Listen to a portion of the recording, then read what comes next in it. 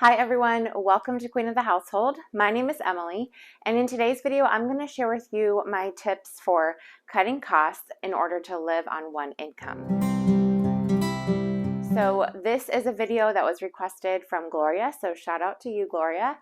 She just asked that I share some tips for cutting costs and saving money in order to live as one income so she can be a stay-at-home mom. And I know that there are a lot of people who are wanting to do that. And right now with inflation and all the things that are going on, it may kind of feel almost impossible, or it may feel just very difficult. So I have been there and I want to share with you what has worked for my family. I'm definitely not like a, should I say, like financial guru or anything like that. But sometimes it's just really nice to hear from someone else who's been there and has gone through it, and just some really practical tips. So that's what I'm going to share today. So I have some specific things that I would say to do.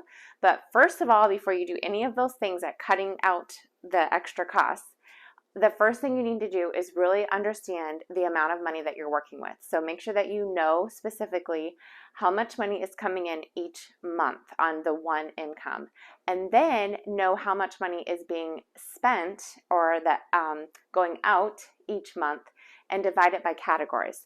So when I first became a stay-at-home mom, I had been working full-time, so we relied on two incomes. And within 2 weeks of me having to go back to work, I was like, I can't do it. I've got to stay home with my baby. And so I had to figure that out in 2 weeks. And we had to just say, okay, well, what are we actually spending each month? Because we really had no idea. We knew we were making more than was going out, but we didn't know exactly how much money was going out. So I sat down, I printed out 3 months worth of our bank statements. And I went through each month and I said, okay, this is how much money we spent on our bills.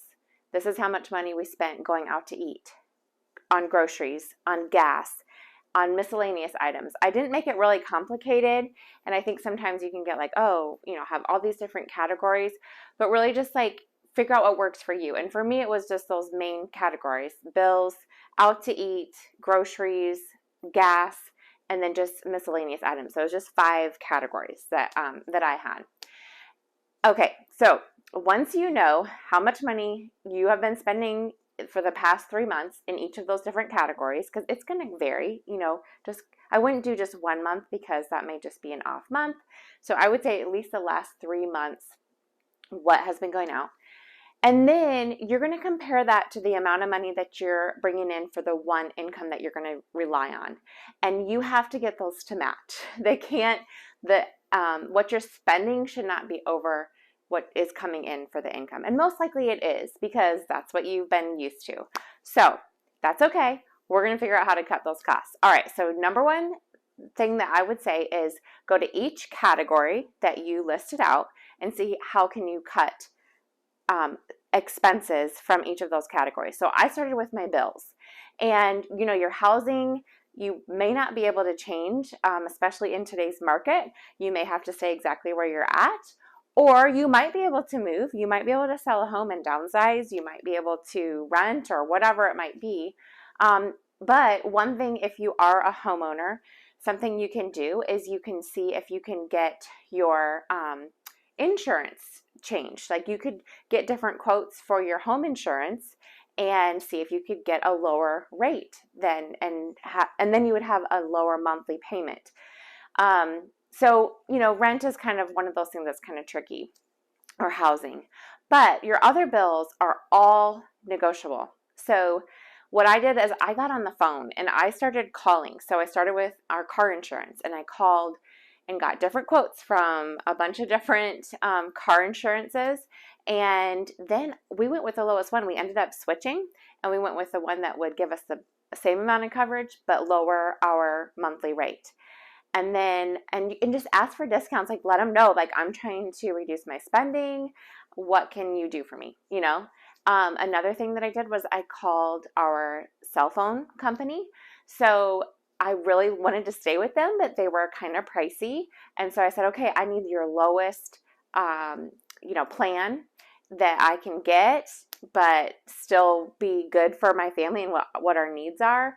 And I said, I'm trying to cut costs. Is there anything you can do for me? And they ended up giving me 2 discounts. One, they gave me a discount for where my husband worked. So sometimes different companies will give you a discount for your job.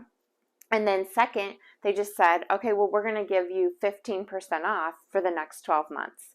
And so that's a good amount, 15% on a cell phone bill. And that brought my bill down for an entire year.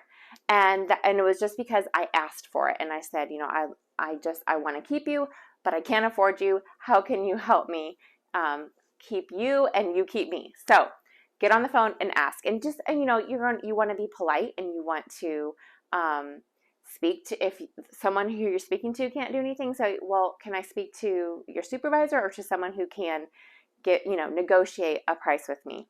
And just be respectful. And it is going to take time. So I would say when the kids are napping or something like that, but it can be done. And just go through each bill and either find different companies and get different quotes, or think about just ways that you can cut it out. And maybe it's something that you can cut out completely. There's a lot of different bills that we have or we had that were just reoccurring, and we didn't even realize, like, we were on like a monthly subscription for things, and we just decided, well, we weren't really using it, so why are we paying for this? And we cut it out. So that's bills. The second item or category for us that was really big, and probably is for most people, is going out to eat. So we loved to go out to eat, especially when I was working. Like, we went out probably 4, 5, 6 times a week. Honestly, we probably went out like 3 times during the weekend and then a couple of times during the week. And we just didn't think anything of it. It was easy, especially when I was working and I came home, I didn't feel like cooking, so we would go out. But it was costing us so much money. It was more, we spent more on going out to eat than we did on groceries per month, which is crazy to think about. But that's what we did. And so that was an area that we cut back tremendously and saved so much money by just saying, okay, we're not going to eat out as much. And so if you're used to going out a lot, that might be like really hard to go just cold turkey. For us, we ended up cutting back to 2 meals a week. And we also keep it under a certain price range. So like, we have a budget and say, okay, we're not going to spend more than this at wherever we're going out to eat. So we cut out a lot of like restaurants where you have to pay a tip, and we have our certain favorites that we like to go to. And we just keep it under a certain threshold. We do two meals, and that way we get to do something that we enjoy. It's kind of like our entertainment. We don't go to movies. We don't, spend a lot of money on like just going to concerts or anything like that. I don't know. We don't do a lot of like entertainment type stuff. We do a lot of free items, but going out to eat is kind of like our fun money. So anyways, that's what we chose to do. But it may be that you just cut out going out to eat altogether. And, you can do that by finding your favorite recipes. Like, my husband loves the Chipotle steak burritos.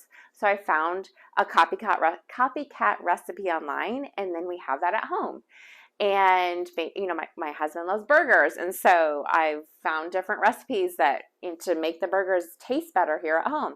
And that kind of makes it where you don't want to necessarily go out to eat quite as much. It's not as tempting when you're having that good food at home, and you're saving a lot of money that way. So anyways, that would be the second category or second tip.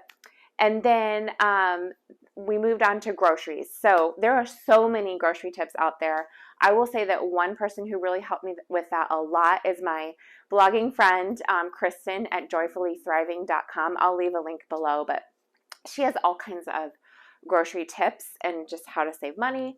And she even has some free printables. So definitely check her out.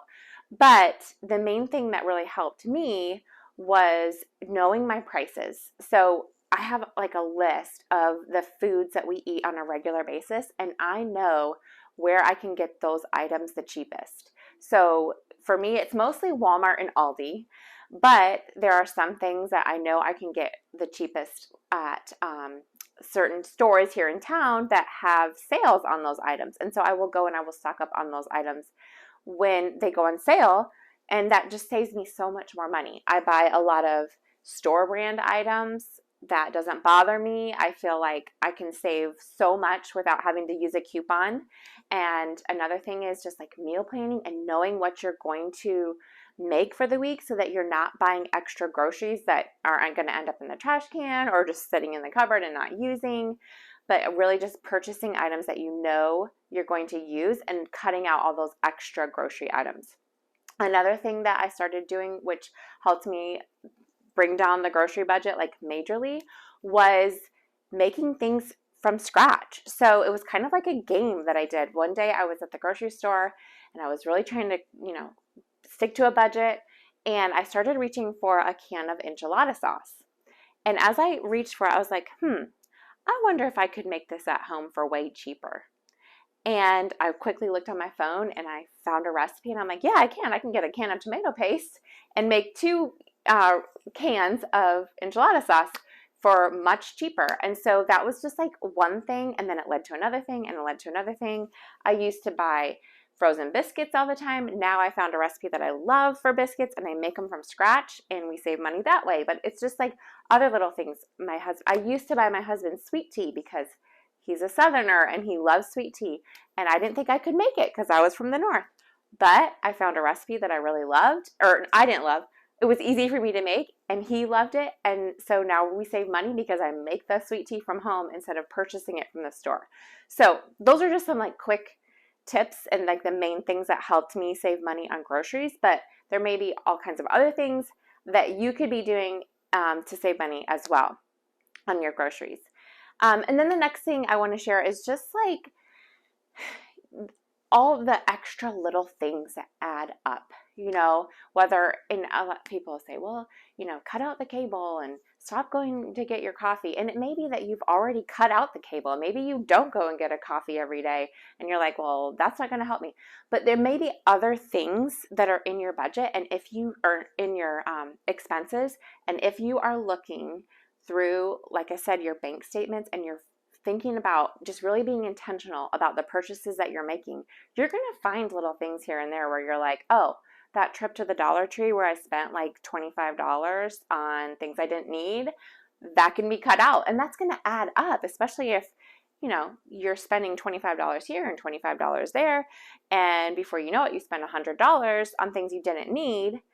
And that is going to help you cut costs when you're intentionally buying the things that you need. And I used to be, and I say Dollar Tree because like that was a place that I used to go to a lot. And I used to go to like Target, Dollar Spot, and I would just look and be like, oh, I wonder if I want that. But I wasn't shopping intentionally. And so I had to stop just like shopping just for fun and entertainment, and shop with intention and be like, okay, these are the things that I'm looking for, and that's what I'm going to purchase, versus just, oh, it's cute, I'm going to buy it. And then we just do like free things. There are so many free options in your city, most likely. Like the library, we go to the library about once a week, and we get DVDs and books there. We play, they have games that the kids can play, so that's like free entertainment.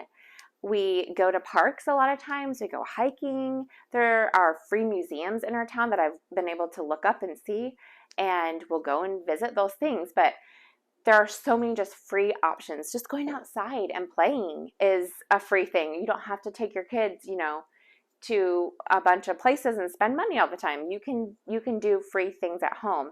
And again, those little things are going to add up. Okay, so those are my tips. I feel like I've gone on long enough, but I hope that you have found it helpful and it has given you some inspiration. If you have other questions, let me know. I can always do a follow-up video. And I want to hear from you as well, because I know that I don't know everything at all, and I have a lot more to learn as well. And I'm sure that you listening are like, hey, why didn't she say this? So leave that in the comments. Let me know some more ideas, and let other people who are watching this video see the ideas as well. But that's it. I hope you enjoyed this video, and I will see you in the next one. Bye.